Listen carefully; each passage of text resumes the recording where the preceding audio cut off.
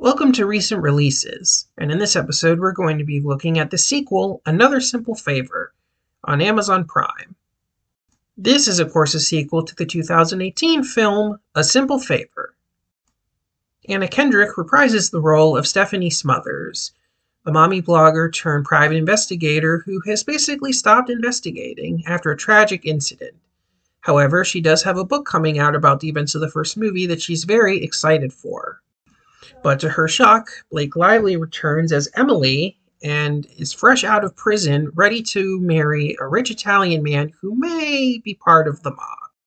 Emily asks Stephanie to be the maid of honor at her wedding, and not really sure exactly what to do since Emily can be very flighty, she decides to go along with it as it might not only help her book sales, but she also still feels like she's friends with Emily in some capacity, so she feels obligated to go.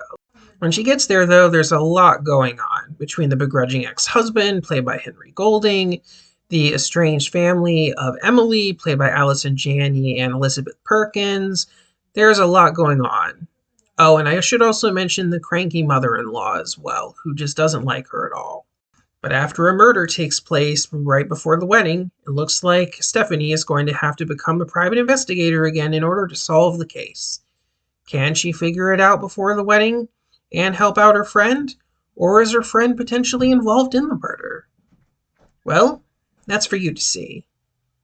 Now, I'm going to keep this spoiler-free as much as I can, but still talk about my general thoughts on the movie. So, here we go. The positives first. I always love a good whodunit. I like a good murder mystery. I always enjoy things like this, so naturally it's going to get some brownie points for me. Really, the big selling point of this movie is the chemistry between Anna Kendrick and Blake Lively. Their two characters just play off each other so well, and it's always constantly entertaining and watchable. Another thing to mention is the dark comedy that was present in the first movie is definitely back here, and there's some really good funny scenes that really do play up the laughs, particularly from Henry Golding, who is only in the movie so much, but when he is there, he really does add a lot of that kind of comedy that the movie needs to provide the levity. The other characters also fit into this world pretty well. That's not only implausible, but entirely possible considering the events of the first movie and the tone of this world and how it's set up. This movie definitely has a lot of fun, and you can tell that they're having fun making this movie too.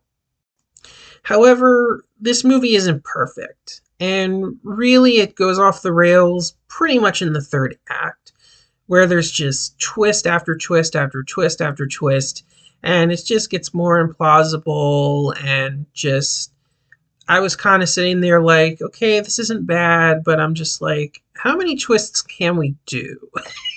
There is a limit to this, and there are some movies that just utilize twists a little too much at the end to keep surprising you, and this is kind of one of those movies. Also, in my opinion, I think that when you do too many twists like this, it just takes the audience out of the movie, so I think that's going to be an issue for some people. The best way I can kind of equate it is like the director saw Knives Out and said, oh, I want to do that, but my version of it. And that's basically what he did. Comparing this to the first one is definitely the better movie, but I wouldn't say this film is bad by any means. It is certainly entertaining and has its moments, and the mystery is decent, and when the twists do happen, I was surprised by a couple of them, but I'm probably not going to see this movie more than once, though. Overall, this is a decent enough thumbs up.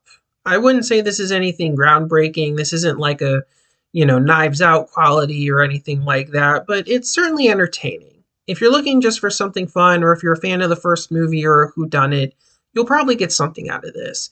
It's streaming on Amazon Prime right now, and I think that's probably where it belongs anyway. Well, thank you all for watching, and I'll see you in the next one. Take care.